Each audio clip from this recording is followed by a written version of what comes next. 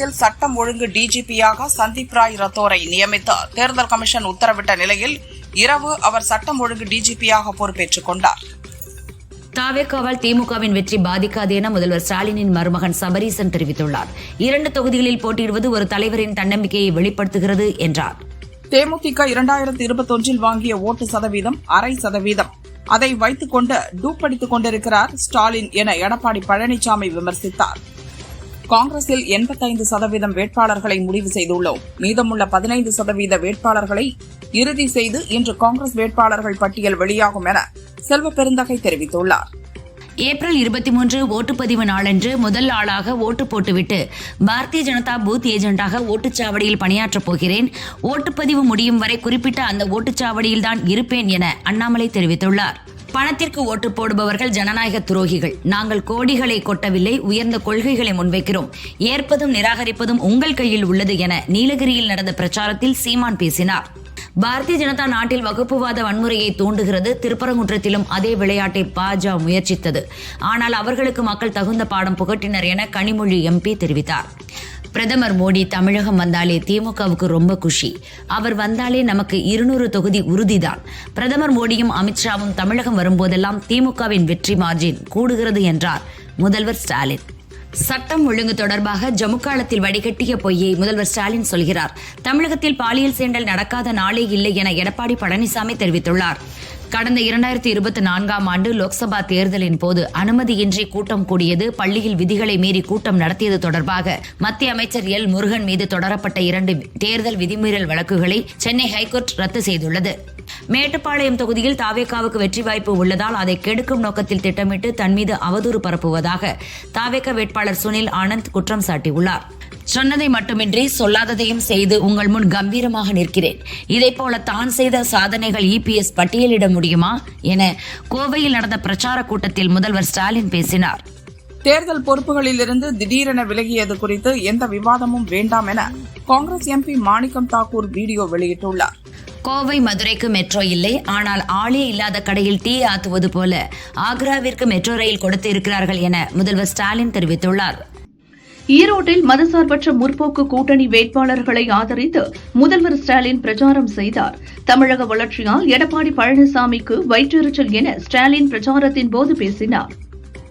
நம்மை பற்றி பேசுவதற்கு சரக்கு இல்லாததால் டெல்லிக்கும் தமிழகத்திற்கும் போட்டி என ஸ்டாலின் கூறுகிறார் என பழனிசாமி தெரிவித்தார். சிபிஐ இடி ரெய்டு என்றால் மட்டுமே முதல்வர் ஸ்டாலின் டெல்லிக்கு பறந்து போகிறார். கேஸ் சிலிண்டர் தட்டுப்பாட்டை போக்க டெல்லிக்கு போகாதது ஏன் என விஜய் கேட்டார். கரூர் சம்பவம் ஒரு சூழ்ச்சி. ஜனநாயகன் படத்தை வெளியிடாமல் இருப்பது கூட்டு சூழ்ச்சி என தாவேகா தலைவர் விஜய் கூறினார். எனக்கு ஏற்பட்டுள்ள அநீதிக்கு நியாயம் நீதி கேட்கவே உங்களை நம்பி வந்துள்ளதாக பேசினார். கருணாநிதிக்கும் ஸ்டாலினுக்கும் இடையே எந்த வேறுபாடும் இல்லை. இருவரும் ஒன்றுதான். இருவரும் மக்களுக்காக அல்லாமல் குடும்பத்திற்காக கட்சியை நடத்துகின்றனர் என எடப்பாடி பழனிசாமி விமர்சித்துள்ளார். தோல்வி பயத்தை மறைக்க அபத்தமான அவதூறுகளை முதல்வர் ஸ்டாலின் தொடர்ந்து பரப்பி வருவதாக நயினார் நாகேந்திரன் கூறியுள்ளார். எந்தவொரு அடிப்படையுமின்றி புரளியை கிளப்புவது தாங்கள் வகிக்கும் பொறுப்பிற்கு அழகல்ல என்றார். பாஜக வேட்பாளர் பட்டியல் நாளை வெளியாக வாய்ப்புள்ளதாக நயினார் நாகேந்திரன் கூறினார். பாஜக தேர்தல் அறிக்கை விரைவில் வெளியாகும் என்றார். துணை முதல்வர் உதயநிதிக்கு 12 கோடியே 92 லட்சம் ரூபாய் அசையும் சொத்தும் 7 கோடியே 72 லட்சம் ரூபாய் அசையா சொத்தும் உள்ளதாக தேர்தல் பிரமாண பத்திரத்தில் தெரிவித்துள்ளார். உதயநிதி தன்னிடம் தங்கம் வைர நகைகள் ஏதுமில்லை என்றும் பூர்வீக சொத்து ஏதுமில்லை என்றும் கையிருப்பில் 50,000 ரூபாய், அவரது மனைவி கிருத்திகாவிடம் 75,000 ரூபாய் இருப்பதாக வேட்புமனுவில் குறிப்பிட்டுள்ளார். பாஜக ஆட்சி செய்யும் மாநிலங்களை விட தமிழகத்தில் குற்றங்கள் குறைவாகவே உள்ளது என திமுக எம்பி கனிமொழி தெரிவித்தார். பழனிசாமியை நம்பி வாக்களிக்க வேண்டாம் என கனிமொழி எம்பி கேட்டுக் கொண்டார். தேர்தலுக்கு பிறகு பழனிசாமியை மத்திய அரசு கவர்னராக அனுப்பிவிடும் என்றார். கஞ்சா வணிகர்கள், போதைப்பொருள் கடத்தல்காரர்கள், பாலியல் குற்றவாளிகள், சந்துக்கடைகளில் மது விற்பனை செய்பவர்கள்தான் திமுக ஆட்சியில் மகிழ்ச்சியாகவும் திருப்தியாகவும் இருக்கிறார்கள் என அன்புமணி தெரிவித்துள்ளார். எம்ஜிஆர் யார் என்பது வரும் சட்டசபை தேர்தலுக்கு பிறகு விஜய் அறிவார் என முன்னாள் அமைச்சர் செல்லூர் ராஜு தெரிவித்துள்ளார்.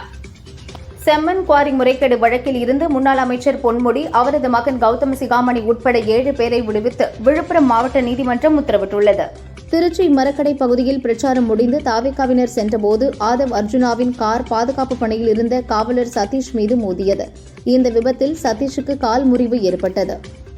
நாம் தமிழர் கட்சி சார்பில் மார்ச் 30ஆம் தேதி ஜான்சி ராணி வேட்புமனு தாக்கல் செய்த நிலையில் அவர் மாற்றப்பட்டு சுகன்யா என்பவர் வேட்பாளராக அறிவிக்கப்பட்டார். சுகன்யா இன்று வேட்புமனு தாக்கல் செய்தார். தமிழகத்தில் நாளை நடைபெற இருந்த பிரதமர் மோடியின் பிரச்சார பயணம் ரத்தாகியுள்ளதாக தகவல்கள் வெளியாகியுள்ளது. புதுச்சேரியில் மட்டும் பிரச்சாரம் செய்கிறார். தமிழக பாஜக வேட்பாளர் தேர்வில் நிலவும் குழப்பத்தினால் பிரதமர் தரப்பில் இந்த முடிவு எடுக்கப்பட்டுள்ளதாக கூறப்படுகிறது. ஏப்ரல் 5ஆம் தேதி பாஜக தேசிய தலைவர் நிதின் நவீனும் ஏப்ரல் 6ஆம் தேதி மத்திய உள்துறை அமைச்சர் அமித்ஷாவும் தேர்தல் பிரச்சாரத்திற்காக தமிழகம் வரவுள்ளதாக தகவல் வெளியாகியுள்ளது. மக்களின் வாழ்க்கை முறையும் வாழ்க்கை தரமும் தொடர்ந்து மேம்படும் வகையில் அரசு நிர்வாகம் செயல்பட வேண்டும் என்று பிரதமர் மோடி தெரிவித்துள்ளார். பிரதமர் மோடியின் வாக்குறுதியின் அடிப்படையில் கேரள மாநிலத்திற்கு மாற்றத்தை கொண்டுவர இதுவே சரியான தருணம் என்று மத்திய அமைச்சர் ராஜ்நாத் சிங் தெரிவித்தார். மேற்கு வங்கத்தில் உள்துறை அமைச்சர் அமித்ஷாவும் கவர்னரும் சூப்பர் ஜனாதிபதி ஆட்சியை நடத்தி வருவதாக மாநில முதல்வர் மம்தா பானர்ஜி குற்றம் சாட்டியுள்ளார். ஈரானில் சிக்கியிருந்த சுமார் 1200 இந்தியர்கள் அஜர்பைஜான் மற்றும் அர்மேனியா ஆகிய நாடுகளின் வழியாக தாயகம் அழைத்து வரப்பட்டதாக மத்திய வெளியுறவு அமைச்சகத்தின் செய்தி தொடர்பாளர் ரன்தீர் ஜெய்ஸ்வால் அறிவித்துள்ளார். சென்னையில் ஆபரண தங்கத்தின் விலை இன்று ஒரே நாளில் 2400 ரூபாய் குறைந்துள்ளது. இன்று காலை 800 ரூபாய் குறைந்த நிலையில் பிற்பகலில் 1600 ரூபாய் குறைந்துள்ளது. ஒரு சவரன் 1,10,000க்கும் 1 கிராம் 13,750 ரூபாய்க்கும் விற்பனை செய்யப்படுகிறது. ஒன்றுமறியாத பள்ளி குழந்தைகளை கொல்வதும் புற்றுநோய் சிகிச்சை மையத்தை அழிப்பதும் அமெரிக்க பெயரையே கெடுக்கும் என அமெரிக்க மக்களுக்கு ஈரான் அதிபர் பெசஷ்கியான் கடிதம் எழுதியுள்ளார். அமெரிக்கா அவமானப்பட்டு இழிவடைந்து நிரந்தரமான வருத்தத்திற்கு ஆளாகி சரணடையும் வரை இந்த போர் தொடரும் என ஈரான் ராணுவம் தெரிவித்துள்ளது. இந்திய நண்பர்கள் மிகவும் பாதுகாப்பான கைகளில் உள்ளனர், கவலை வேண்டாம் என இந்தியாவுக்கான ஈரான் தூதரகம் தெரிவித்துள்ளது. அமெரிக்காவின் வெள்ளை மாளிகையில் நடந்த ஈஸ்டர் பிரார்த்தனையில் பாதிரியார்கள், பிஷப்புகள் கலந்து கொண்டனர். அப்போது ஈரானுடன் நடக்கும் மோதலில் அதிபர் டிரம்பின் தலைமையை பாராட்டினர். இயேசு போல் ட்ரம்ப் கஷ்டப்படுவதாக ஆன்மீக ஆலோசகர் பவுலா ஒப்பிட்டு பேசினார். அதிமுக ஆட்சியை காப்பாற்றி தந்த எனக்கே சீட் தரவில்லை, விருப்ப மனு அளித்த போதும் போட்டியிட விருப்பமா இல்லையா என்று கூட என்னிடம் யாரும் கேட்கவில்லை என முன்னாள் சபாநாயகர் தனபால் வேதனை தெரிவித்தார். திமுகவின் தேர்தல் அறிக்கை ஹீரோ அல்ல ஜீரோ என நயினார் நாகேந்திரன் கூறினார். பெண்களுக்கு பாதுகாப்பு இல்லாத ஆட்சி நடக்கிறது என்றார். கன்னியாகுமரி தொகுதியில் திமுக வேட்பாளராக போட்டியிடும் மகேஷ்குமார் நாகர்கோவில் மேயர் பொறுப்பு மற்றும் கவுன்சிலர் பதவியை ராஜினாமா செய்தார். சென்னை பெரம்பூர் தொகுதியில் போட்டியிடும் தேஜ கூட்டணியின் பாமக வேட்பாளர் திலகபாமா வேட்புமனு தாக்கல் செய்தார். பெண்கள் பாதுகாப்பை உறுதி செய்யவும், கல்லூரி படிப்பை பாதியில் நிறுத்திய பெண்களுக்கு இலவச கல்வி வழங்கவும், பொள்ளாச்சியை மாவட்டமாக அறிவிக்க வேண்டும் என்ற நீண்ட நாள் கோரிக்கையை உடனடியாக நிறைவேற்றவும் நடவடிக்கை எடுக்கப்படும் என கொங்கு நாடு மக்கள் தேசிய கட்சி வேட்பாளர் நித்யானந்தன் உறுதியளித்தார். 60 ஆண்டுகளாக ஊழல் லஞ்சத்தையே பார்த்து அதிலேயே ஊறி சிலாகித்து போனீர்கள். உங்கள் நிலங்கள் குப்பை மேடாகிறது, அதை தடுக்க முடிகிறதா என மக்களிடம் சீமான் கேள்வி எழுப்பினார். மம்தா பானர்ஜி போட்டியிடும் பவானிபூர் தொகுதியில் மேற்கு வங்க மாநில எதிர்க்கட்சித் தலைவரும் பாஜக வேட்பாளருமான சுவேந்து அதிகாரி அமித்ஷா முன்னிலையில் இன்று வேட்புமனு தாக்கல் செய்தார். இந்தியாவின் தரவுகளை அமெரிக்க அதிபர் டிரம்பிடம் பிரதமர் மோடி ஒப்படைத்ததாக ராகுல் குற்றம் சாட்டியுள்ளார். தேஜ கூட்டணிக்கு இதுவரை 52 இயக்கங்கள், சிறு கட்சிகள் மற்றும் அமைப்புகள் என சென்னை கமலாயத்தில் நடைபெற்ற சந்திப்பில் நேரில் வந்து ஆதரவு தெரிவித்ததாக நயினார் நாகேந்திரன் கூறியுள்ளார். அவர்களுடைய ஆதரவிற்கு நன்றியும் தெரிவித்துள்ளார். இந்தி கூட்டணி வேட்பாளர்களை ஆதரித்து பிரச்சாரம் செய்வதற்காக காங்கிரஸ் எம்பி ராகுல் வரும் 6ஆம் தேதி புதுச்சேரி வருவதாக கட்சி பொதுச் செயலாளர் முகில் வாஸ்னிக் கூறியுள்ளார். தென்னாப்பிரிக்கா கிரிக்கெட் அணியின் வீரர் ராஜீவ் வாண்டர் டசன் சர்வதேச கிரிக்கெட்டின் அனைத்து வடிவங்களில் இருந்தும் ஓய்வு பெறுவதாக அதிகாரப்பூர்வமாக அறிவித்துள்ளார். தாவேகா தலைவர் விஜய் திருச்சி கிழக்கு தொகுதியில் போட்டியிட வேட்புமனு தாக்கல் செய்ய மாநகராட்சி அலுவலகத்திற்கு 11:25க்கு வந்தபோதும் நல்ல நேரம் 12 மணிக்கு மேல் இருந்ததால் அரை மணி நேரத்திற்கு மேல் காரிலேயே காத்திருந்து பின்பு வந்து வேட்புமனுவை தாக்கல் செய்தார். கேஸ் தட்டுப்பாடு பிரச்சினைக்கு மத்திய மாநில அரசுகளே காரணம் என விஜய் திருச்சி பிரச்சாரத்தில் பேசினார். ஸ்டாலின் அரசு தூக்கி எறியப்பட வேண்டும் என்றார். திருச்சி கிழக்கு தொகுதியில் போட்டியிடும் விஜய் ரசிகர்கள் படையோடு வந்து வேட்புமனுவை தேர்தல் அலுவலரிடம் தாக்கல் செய்தார். ஏற்கனவே பெரம்பூர் தொகுதியில் போட்டியிட வேட்புமனு தாக்கல் செய்துள்ளார். திருச்சி கிழக்கு தொகுதியில் போட்டியிடும் விஜய் வேட்புமனு தாக்கல் செய்ய பிரச்சார வாகனத்தில் வந்தபோது முன்னால் வந்த டூ வீலர் விபத்துக்குள்ளானது. உடனடியாக வாகனத்தில் இருந்து இறங்கி வந்து விஜய் நலம் விசாரித்தார். அதிமுகவை விமர்சித்த நிர்மல்குமார் தவேகாவில் கொய்யாப்பழம் கூட கிடைக்காமல் விரைவில் மீண்டும் அதிமுகவிற்கு வருவார் என முன்னாள் அமைச்சர் ராஜேந்திர பாலாஜி தெரிவித்தார். நிர்மல்குமாருக்கு பைத்தியம் பிடிச்சிருக்கு என்றார். சேப்பாக்கம் தொகுதியில் தேர்தல் நடத்தும் அலுவலரிடம் தொண்டர்கள் புடைசூழ வருகை தந்து வேட்புமனு தாக்கல் செய்தார் துணை முதல்வர் உதயநிதி. கடந்த முறை இந்த தொகுதியில் 90,000 வாக்குகள் வித்தியாசத்தில் வெற்றி பெற்றார். பெண்கள் பாதுகாப்பு பற்றி பேச பாஜக கிளை செயலாளர் பழனிசாமிக்கு எந்த தகுதியும் இல்லை என ஈரோடு பிரச்சாரத்தில் முதல்வர் ஸ்டாலின் பேசினார். பெண்களுக்கு பாதுகாப்பு இருப்பதினால்தான் அதிக அளவில் வேலைக்கு செல்கின்றனர் என்றார். மேட்டுப்பாளையத்தில் ஒரு தொழில்நுட்ப பூங்கா அமைக்கப்படும். 2 ஆண்டுகளில் மொத்தமாக 50,000 பேருக்கு வேலை கிடைக்கும் என புதுச்சேரி முதல்வர் ரங்கசாமி உறுதியளித்துள்ளார். எனது நெருக்கடியான தருணங்களில் நான் வீழ்ந்து விடுவேனோ என்று உணர்ந்த நேரங்களில் மலையாளிகள்தான் எனக்கு துணையாக நின்றார்கள் என ராகுல் தெரிவித்தார். என்னை ஆதரித்து மீட்டெடுத்தார்கள். நான் அவர்களுக்கு மிகவும் நன்றி உள்ளவனாக இருக்கிறேன் என்றார். விசிக எம்எல்ஏக்கள் மூவருக்கும் வாய்ப்பு அளிக்காததில் எவ்வித உள்நோக்கமும் இல்லை என்று திருமாவளவன் தெரிவித்தார். சிறப்பாக பணியாற்றியவர்கள் என்ற அடிப்படையில் மூவருக்கும் மீண்டும் வாய்ப்பு தந்திருக்க வேண்டும் என்பதில் நியாயம் இருக்கிறது என்றார். பிரதமர் மோடி தலைமையில் மத்திய அமைச்சரவைக் கூட்டம் நடைபெற்றது. கூட்டத்தில் நாடு முழுவதும் எரிவாயு கிடைப்பதை உறுதி செய்யுமாறு அமைச்சர்களுக்கு மோடி அறிவுறுத்தியுள்ளார். சாத்தான்குளம் ஜெயராஜ் பெனிக்ஸ் கொலை வழக்கில் காவலர்கள் 9 பேருக்கும் தூக்கு தண்டனை வழங்க வேண்டும் என சிபிஐ தரப்பில் இறுதி வாதம் நடந்தது. காவல் நிலைய மரண வழக்குகளில் இதற்கு முன்பு தூக்கு தண்டனை வழங்கப்பட்டுள்ளது என குறிப்பிட்டு வாதிட்டது. சட்டசபை தேர்தலை முன்னிட்டு பாமக தலைவர் அன்புமணி இன்று தேர்தல் பிரச்சாரத்தை தொடங்குகிறார். நாளையும் 4ஆம் தேதியும் சென்னை, செங்கல்பட்டு, திருவள்ளூர், காஞ்சிபுரம் ஆகிய மாவட்டங்களில் பாமக மற்றும் கூட்டணி கட்சி வேட்பாளர்களை ஆதரித்து பிரச்சாரம் மேற்கொள்கிறார். கோவையில் என் வாகனம் ஊர்ந்து செல்லவில்லை, மக்கள் வெள்ளத்தில் நீந்தி சென்றது. கோவைக்கு பெரும் திட்டங்களை செய்து கொடுத்த நம்பிக்கையோடும் உரிமையோடும் சொல்கிறேன். கோவையில் வெல்லப்போவது நாம் தான் என முதல்வர் ஸ்டாலின் பதிவிட்டுள்ளார். கோவை கொடிசியாவில் நடந்த திமுக தேர்தல் பிரச்சார பொதுக்கூட்டத்தில் முதல்வர் ஸ்டாலின் பேசும்போது சேர்கள் காலியாக கிடந்த வீடியோ சோசியல் மீடியாவில் வைரலாகி வருகிறது. எரிபொருள் விலை உயர்ந்திருக்கும் சூழலில் பிரதமர் மோடி இந்தியாவுக்காக உறுதியாக நிற்காமல் இஸ்ரேல் மற்றும் அமெரிக்காவுக்கு பணிந்து போகிறார் என காங்கிரஸ் எம்பி பிரியங்கா குற்றம் சாட்டியுள்ளார். ஐபிஎல் லீக் போட்டியை காண வரும் ரசிகர்கள் கிரிக்கெட் போட்டிக்கான டிக்கெட்டுகளை காண்பித்து மெட்ரோ ரயிலில் இலவசமாக பயணிக்கலாம் என சென்னை மெட்ரோ ரயில் நிர்வாகம் அறிவித்துள்ளது. திருச்சியில் தவேக தலைவர் விஜய் பிரச்சாரத்தின் போது ஆதவ் அர்ஜுனா கார் மோதி போலீஸ்காரரின் கால் முறிந்த சம்பவம் தொடர்பாக கார் டிரைவர் அரவிந்த் மீது 2 பிரிவுகளில் வழக்கு பதிவு செய்யப்பட்டுள்ளது. கேரளத்தில் வரும் ஏப்ரல் 4 கோட்டை மாவட்டத்தின் சங்கனாச்சேரியில் உள்ள NSS கல்லூரி திடலில் நடைபெறும் பிரச்சார கூட்டத்தில் பிரதமர் மோடி பங்கேற்பதாக தெரிவிக்கப்பட்டுள்ளது. சேலம், தூத்துக்குடி கலெக்டர்கள் மாற்றம் செய்யப்பட்டுள்ளனர். சேலம் கலெக்டராக அருண் தம்புராஜும், தூத்துக்குடி கலெக்டராக விஷு மகாஜனையும் தேர்தல் கமிஷன் நியமித்துள்ளது. ஹார்முஸ் ஜலசந்தியை 6 இந்திய எரிபொருள் கப்பல்கள் பத்திரமாக கடந்துள்ளதாக மத்திய வெளியுறவு அமைச்சகம் தெரிவித்துள்ளது. திருப்பூரில் உரிய ஆவணங்களின்றி 2 வீலரில் எடுத்து வரப்பட்ட 17.60 லட்சத்தை தேர்தல் பறக்கும் படையினர் பறிமுதல் செய்தனர். அதேபோல ஒசூரிலும் தனியார் பஸ்ஸில் உரிய ஆவணங்களின்றி கொண்டுவரப்பட்ட 17.90 லட்சம் ரூபாயும் பறிமுதல் செய்யப்பட்டது. எஸ்ஐஆர் பணிகளுக்கு எதிராக போராட்டத்தில் ஈடுபட்டவர்கள், அதுகுறித்த பணியில் ஈடுபட்ட நீதித்துறை அதிகாரிகளை சிறைபிடித்த விவகாரத்தை விசாரித்த சுப்ரீம் கோர்ட், இது நீதிமன்றத்தின் அதிகாரத்திற்கு சவால் விடுக்கும் செயல், இதில் ஏன் நடவடிக்கை எடுக்கவில்லை என மேற்கு வங்க அரசுக்கு கேள்வி எழுப்பியுள்ளது. பிரதமர் நரேந்திர மோடியை அமெரிக்க அதிபர் டொனால்டு ட்ரம்ப் கட்டுப்படுத்துவதாக அசாம் மாநிலம் கர்பி அங்லோங் பகுதியில் நடந்த பிரச்சாரத்தில் காங்கிரஸ் எம்பி ராகுல் விமர்சித்தார். ஆந்திர பிரதேசத்தின் தலைநகராக அமராவதியை அங்கீகரிக்கும் மசோதா லோக்சபா, ராஜ்யசபா என 2 அவைகளிலும் நிறைவேற்றப்பட்டது. போதைப்பொருள் தடுப்பு சட்டத்தின் கீழ் நாட்டிலேயே கேரளாவில்தான் அதிக வழக்குகள் பதிவு செய்யப்பட்டுள்ளதாக மத்திய அரசு தெரிவித்துள்ளது. நாட்டிலேயே அதிகபட்சமாக கேரளாவில் 30,697 போதைப்பொருள் வழக்குகள் பதிவாகியுள்ளன. குஜிலியம்பாறை ராமகிரி கல்யாண நரசிங்க பெருமாள் ஸ்ரீதேவி பூதேவி கோவிலில் பங்குனி உற்சவ தேரோட்டம் சிறப்பாக நடந்தது. திரளான பக்தர்கள் பங்கேற்று கோவிந்தா கோஷத்துடன் தரிசனம் செய்தனர்.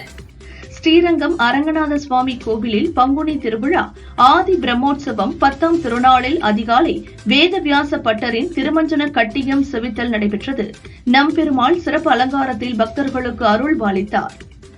திருச்செந்தூர் சுப்பிரமணிய சுவாமி கோயிலில் சுவாமி குமரவிடங்க பெருமானுக்கும் வள்ளி அம்பாளுக்கும் வைதீக முறைப்படி கல்யாணம் நடந்தது. ஸ்ரீவில்லிபுத்தூர் ஆண்டாள் கோயிலில் பங்குனி உத்திரத்தை முன்னிட்டு ஆண்டாள் ரெங்கமன்னார் திருக்கல்யாணம் விமர்சையாக நடந்தது. பக்தர்கள் திரளாக கலந்து கொண்டு தரிசனம் செய்தனர். தஞ்சை பெரிய கோயிலில் பங்குனி மாத பௌர்ணமியை முன்னிட்டு ஆயிரக்கணக்கான பக்தர்கள் ஓம் நமச்சிவாயா முழக்கத்துடன் கிரிவலம் சென்றனர். புனித வெள்ளியை முன்னிட்டு சனிக்கிழமை அட்டவணைப்படி நாளை மெட்ரோ ரயில்கள் இயக்கப்படும் என சென்னை மெட்ரோ நிர்வாகம் தெரிவித்துள்ளது. விளாத்திகுள மாணவியின் பெற்றோருக்கு இடைக்கால நிவாரணமாக 5 லட்சம் ரூபாய் வழங்கிய நிலையில் கூடுதலாக 5 லட்சம் ரூபாய் இழப்பீடு வழங்க வேண்டும் என ஹைகோர்ட் மதுரை கிளை உத்தரவிட்டுள்ளது. புதுச்சேரியில் தாவிக வேட்பாளர்களை ஆதரித்து விஜய் பிரச்சாரம் மேற்கொள்ள உள்ள நிலையில் காவல்துறை சார்பில் 11 நிபந்தனைகள் விதிக்கப்பட்டுள்ளது. சாத்தான்குளம் தந்தை மகன் கொலை வழக்கில் 9 குற்றவாளிகளுக்கான தண்டனை அறிவிப்பு வரும் 6ஆம் தேதிக்கு ஒத்திவைக்கப்பட்டது. குற்றவாளிகளுக்கு மரண தண்டனை அளிக்க வேண்டுமென சிபிஐயும் குறைந்தபட்ச தண்டனை வேண்டுமென குற்றவாளிகள் தரப்பிலும் நீதிமன்றத்தில் கோரிக்கை வைக்கப்பட்டது. தென் தமிழக கடலோர மாவட்டங்கள் மற்றும் மேற்கு தொடர்ச்சி மலை மாவட்டங்களில் ஓரிரு இடங்களில் நாளை இடி மின்னலுடன் கூடிய லேசானது முதல் மிதமான மழை பெய்யக்கூடும் என சென்னை வானிலை மையம் தெரிவித்துள்ளது.